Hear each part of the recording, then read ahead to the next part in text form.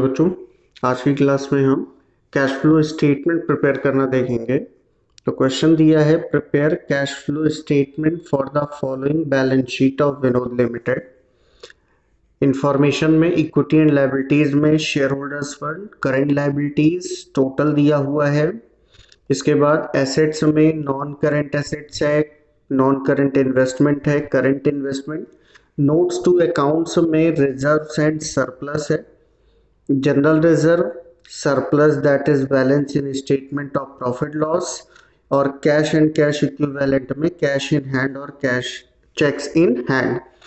Additional information हमें दिया है, क्या दिया है? An old machinery having book value of ₹42,000 was sold for ₹56,000.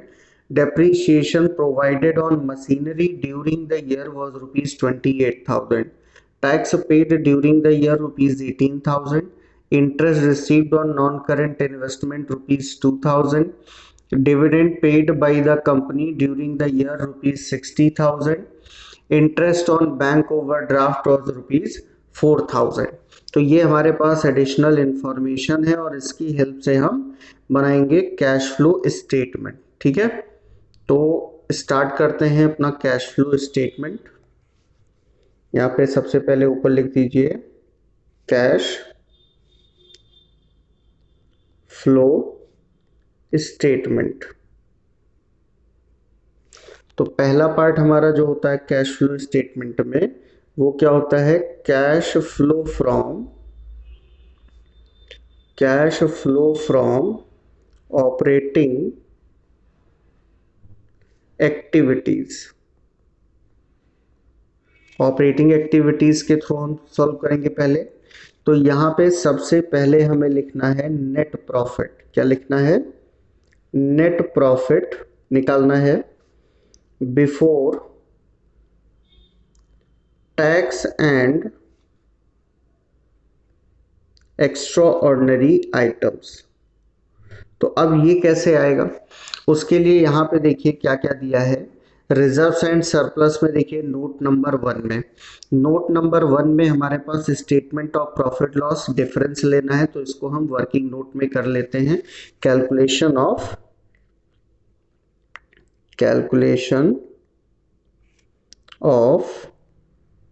Net profit before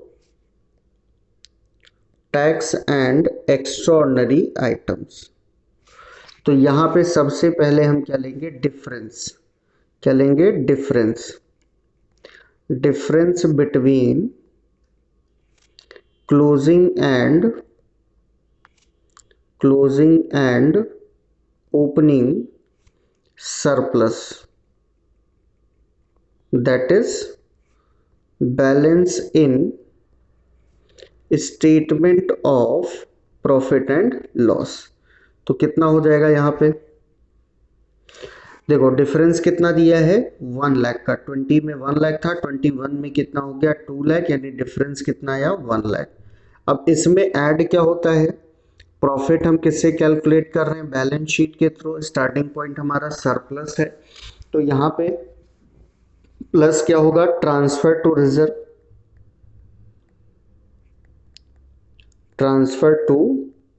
reserve. Reserve में देखो जनरल रिजर्व में 82,000 से 1,08,000 हो गया है। तो यहाँ पे कितना ट्रांसफर हुआ? 26,000 ट्रांसफर हुआ है। तो ये 26,000। इसके बाद इसमें क्या आता है? Provision for tax current year का। Provision for tax.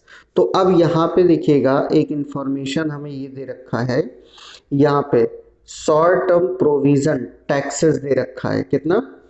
ओपनिंग है 26,000, क्लोजिंग है 32,000, और यहाँ एडिशनल इंफॉर्मेशन में tax paid during the year दिया। हमें प्रोविजन फॉर टैक्स नहीं पता है, वो हमें फाइंड करना पड़ेगा। तो उसके लिए हम अकाउंट बना लेते हैं, provision for tax account. Provision for tax account. Closing balance को क्रेडिट में लिखेंगे, by balance brought down, sorry opening balance को। तो ओपनिंग बैलेंस हमारे पास कितना है? 26,000। कितना है? 26,000। क्लोजिंग बैलेंस को डेबिट में, to balance carry down, closing balance है हमारे पास 32,000। और टैक्स पेड हमने कितना किया है, to bank account tax paid हमने किया 18,000। तो यहां पे टोटल इसका कितना आ जाएगा, टोटल इसका आ जाएगा 50,000।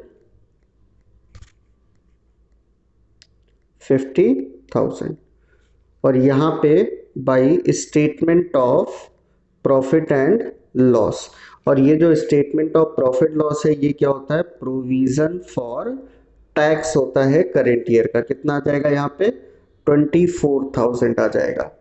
तो यहाँ पे 24,000 प्रोविजन फॉर टैक्स हो जाएगा, 24,000। ठीक, अब इसके बाद एक चीज और आएगा, यहाँ पे डिविडेंड, कोई भी डिविडेंड अगर पे किया हो, dividend paid by the company during the year 60,000, ये भी ऐड कर लेंगे।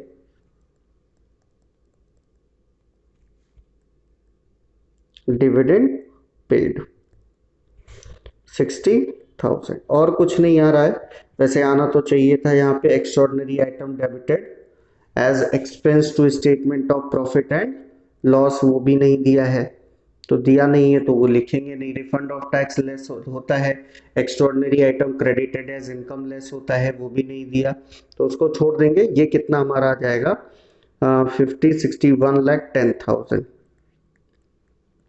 टोटल आ गया 2,10,000। कितना आया, 2,10,000। तो इसको यहाँ पे हम लिख लेंगे, हमारा ये आ गया net profit before tax and extraordinary item 2,10,000। अब इसके बाद इसमें होता है adjustment, adjustment for non cash and non operating items, non operating items क्या आ जाएगा, ऐड, क्या क्या ऐड होता है इसमें, depreciation, goodwill, patent, trademark, amortise, interest on borrowing, share issue expense और underwriting commission, loss on sale of fixed assets और increase in provision for doubtful debt. Less क्या होता है, interest income, dividend income, rental income, gain on sale of fixed assets और decrease in provision for doubtful debt. तो यहाँ पे देखिएगा depreciation हमें दिया गया है, ये देखिए दिया है यहाँ पे, depreciation provided on machinery during the year was ₹28,000। हमें डेप्रीशिएशन दिया है, इसको हम लिख लेंगे, यहाँ पे ऐड हो जाएगा डेप्रीशिएशन, डेप्रीशिएशन कितना था, डेप्रीशिएशन 28,000। ठीक, इसके बाद इंटरेस्ट ऑन बोरोइंग, इंटरेस्ट भी दिया था, है ना, दिया है नहीं दिया है, इंटरेस्ट ऑन बोरोइंग दिया है। ये देखिए लास्ट में इंटरेस्ट ऑन बैंक ओवरड्राफ्ट दिया है, इंटरेस्ट ऑन बैंक ओवरड्राफ्ट 4,000, ये भी ऐड हो जाएगा, तो इसको भी यहाँ पे ऐड कर लेंगे। Interest on bank overdraft 4,000।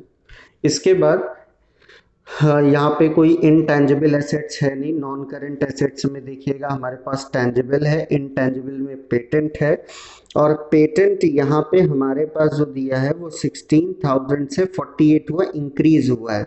तो इंक्रीज कोई भी हमारा इनटेंजिबल एसेट्स कब होगा, जब हम परचेज करेंगे, ठीक है, एमोर्टाइजेशन में तो डिक्रीज होता है, वो तो आएगा नहीं। अब यहाँ पे ऐड करने के लिए हमारे पास कुछ भी नहीं है, तो इसे हम ऐड कर लें, फिर देखें लेस क्या क्या होता है, ये ऐड हो जाएगा 32,000, ये हो जाएगा 2,42,000। लेस होता है interest income, dividend income, rental income, gain on sale of fixed assets और decrease in provision for doubtful डेब्ट। तो यहाँ पे देखिएगा ये दिया है हमारे पास, interest received on non current investment 2,000, ये लेस होगा, और यहाँ पे देखिएगा 42,000 की एक ओल्ड मशीनरी थी जिसको 56,000 में बेचा तो 14,000 का गेन हुआ। तो यही दो चीजें माइनस करनी है हमें, इन दोनों को हम माइनस कर लेंगे। लेस हो जाएगा gain on sale of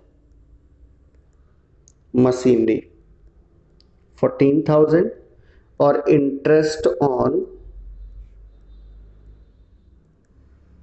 non current investment कितना था 2,000। तो टोटल 16,000 यहाँ पे माइनस हो जाएगा। 16,000 माइनस होगा तो यहाँ पे कितना बचेगा 2,26,000। इसको हम क्या बोलते हैं, इसको हम बोलते हैं operating profit, operating profit before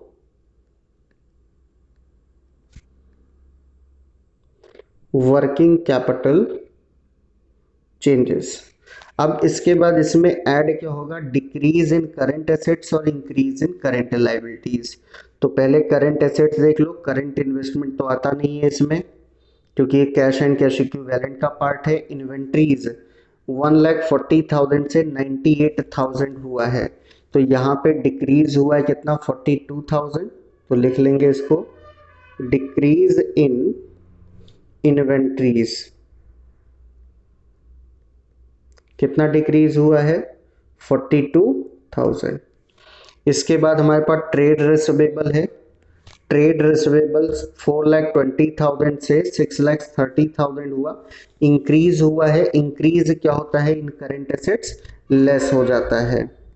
तो less increase in trade receivable कितना इंक्रीज हुआ कैलकुलेट कर लीजिए। तो ये हुआ 2,10,000 इंक्रीज हुआ है, तो 2,10,000। अब करंट लायबिलिटी चेक कर लें। तो बैंक ओवरड्राफ्ट तो फाइनेंसिंग का पार्ट है, नहीं आएगा। टैक्स ऑलरेडी हो चुका।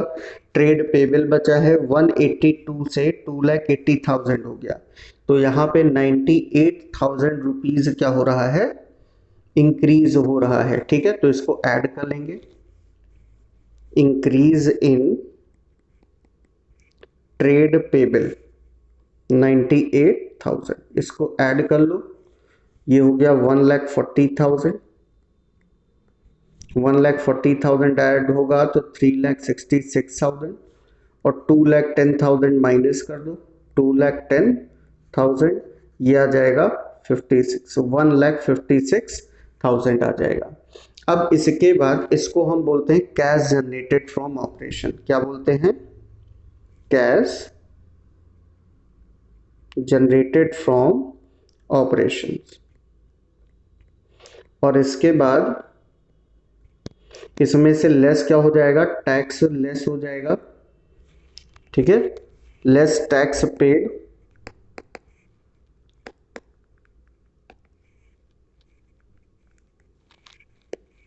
लेस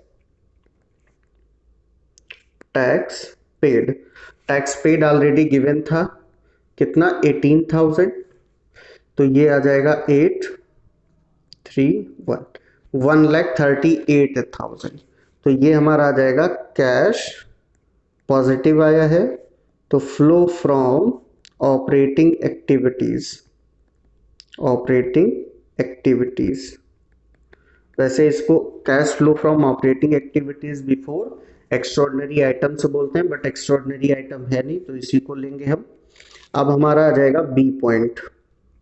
बी पॉइंट हमारा क्या है, cash flow from, cash flow from investing activities, investing activities जो रिलेटेड किससे होता है, नॉन करेंट एसेट से रिलेटेड होता है।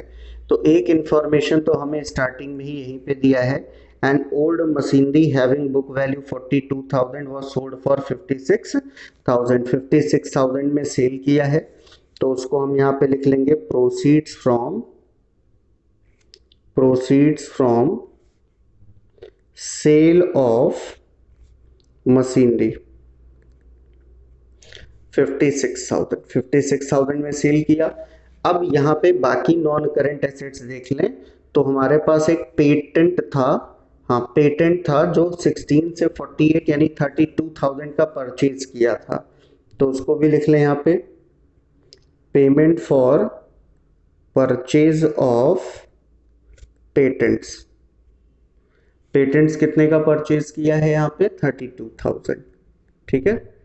अब इसके बाद और कुछ दिख रहा है हमारे पास है यहाँ पे नॉन करेंट इन्वेस्टमेंट 20 से 14,000 हुआ है, यानी कि इसको हमने क्या किया, सेल कर दिया, कितना 6,000 का। तो उसको भी लिख लें, proceeds from sale of non current investment, कितने का 6,000। अब मशीनरी बची है तो मशीनरी का अकाउंट बनाना पड़ेगा, क्योंकि ओपनिंग बैलेंस हमें दे रखा है यहाँ पे जो है 280 और क्लोजिंग 390 और सेल भी किया है। तो यहाँ पे हम बना लेंगे अकाउंट। ठीक है, plant and machinery account. Opening balance to balance brought down 2,80,000, closing balance by balance brought down 3,92,000 by depreciation, depreciation यहाँ पे ऑलरेडी दिया हुआ था ड्यूरिंग द ईयर, कितना 28,000। हमने सेल भी किया है, बैंक अकाउंट सेल किया था हमने 56,000 में, और इस पे हमें क्या हुआ था, गेन हुआ था 14,000 का। तो to statement of profit and loss 14,000, difference निकाल लो, परचेज कितने का किया वो पता चल जाएगा। ठीक है, तो ये हो जाएगा 6, 9 1 10 और 7 17, 3 और 1 4, 4,76,000। तो यहाँ पे डिफरेंस निकाल लो, यही आपका आंसर हो जाएगा, परचेज आ जाएगा। 4,76,000 से माइनस हो जाएगा 2,94,000, 2 8 और 1, 1,82,000 का परचेज किया। ठीक है, तो यहाँ पे लिख लेते हैं payment for purchase of plant and machinery 1,82,000। ठीक है, अब अभी और चेक कर लीजिए, कुछ बचा है तो एक चीज बचा है, interest on non current investment. ये इनकम ही है, और नॉन करेंट इन्वेस्टमेंट पे हमें इंटरेस्ट रिसीव हुआ है कितना 2,000। टोटल कर लें, हो जाएगा 56 और 6 62, 62 और 2 64, 64 और ये माइनस में हो जाएगा हमारा, माइनस में हो जाएगा 224,831, 2,14,000। तो 2,14,000 से माइनस करना है 64, तो ये हमारा आ जाएगा कितना 1,50,000, और 1,50,000 किस में आएगा, निगेटिव में, और ये हमारा हो जाएगा cash used in investing activities. ठीक है, इसके बाद नेक्स्ट हमारा आएगा cash flow from C point,